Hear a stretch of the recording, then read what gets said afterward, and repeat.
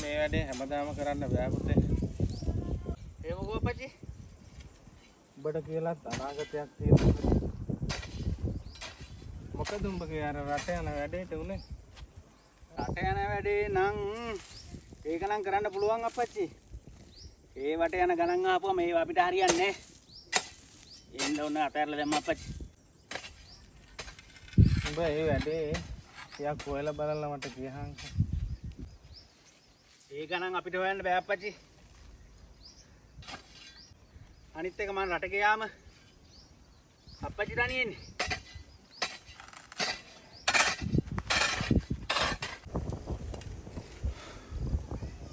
උඹට උගන්වපු එකේ ප්‍රතිඵලයක් තියෙන්න බෑ. උඹ පොඩ්ඩක් ඒ ගැන හොයලා බලලා මට කියන්න.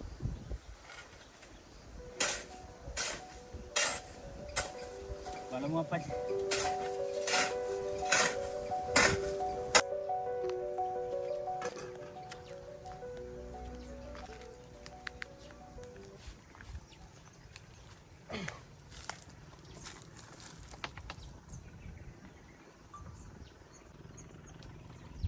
උඹලගේ අම්මා නැති වෙච්ච දවසේ දැනිච්ච තනිකම ඒක කවදාවත් නැති වෙන්නේ නැහැ පුතේ. එහෙමයි කියලා අපච්චිට ඉතින් ඔය ඔක්කොම තනියෙන් කරුව එකයි.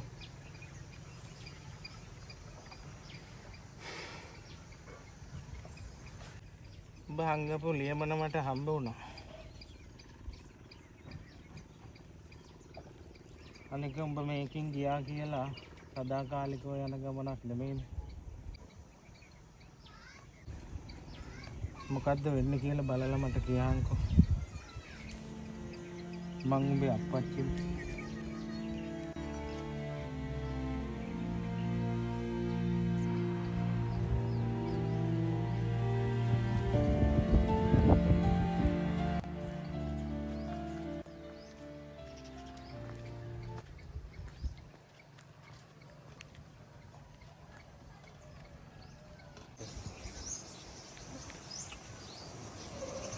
බා ගෙදරින් පිට වෙලා යන්නේ මහා කාලයකට නෙමෙයි.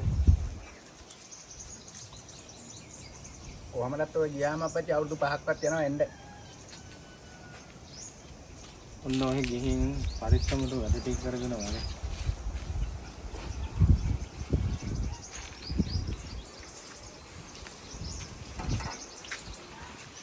මං හෙට දිහා මහා කන්තෝරුවට ගිහින් එන්න කියලා හිතාගෙන ඉන්නේ.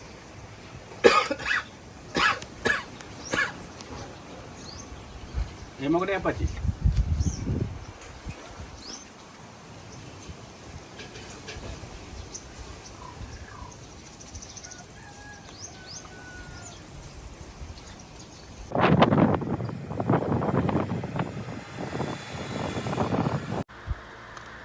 අවුරුදු ගානකට පස්සේ මම ඉපදුන හැදුන වැඩුන ගම්මානයට මම ආපහු එනවා.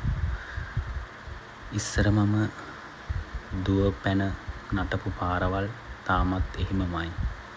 ඒ වගේ තියෙන මතකේනොත් එහෙමමයි. මගේ අප්පච්චි මං එනකම් බලාගෙන ඉන්නවා. එයාට ඕනුනේ හැමදාම මම හොඳ මිනිහෙක් කරන්න, යහපත් මිනිහෙක් කරන්න. මම දුව පැන ඇවිදපු පාරේ අද මගේම වාහනයකින් ඇවිල්ලා මම ගෙදර එනවා. එයාට ගොඩක් සතුටු හිතේ. මේ හැමදේම එයා නිසා ලැබුණ දේවල් කියලා මට එයාට කියන්න ඕනේ.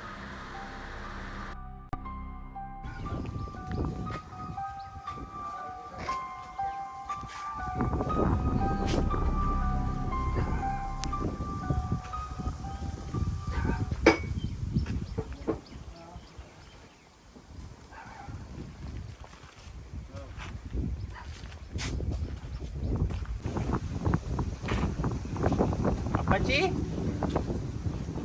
අපච්චි?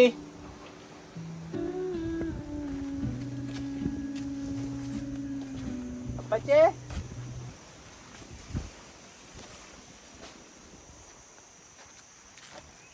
අපච්චි?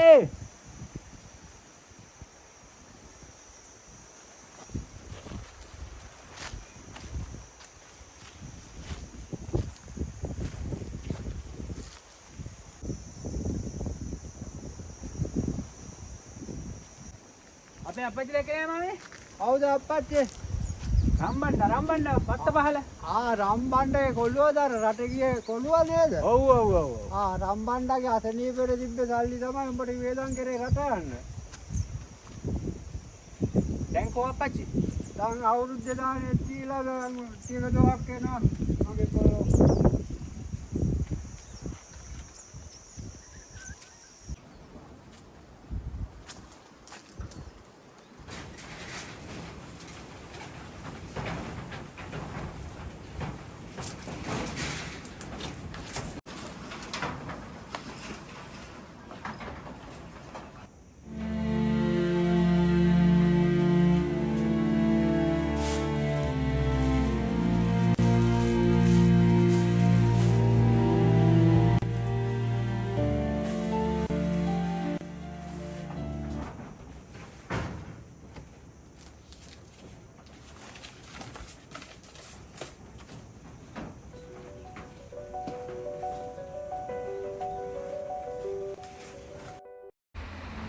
ඔයා ජීවිතය ගැනවත් නොහිතා මගේ අනාගතය රජ කරවන්න කැපකිරීම් කරා නම් ඔයාට මං එනකන් ඉන්න තිබුණා අප්පච්චි.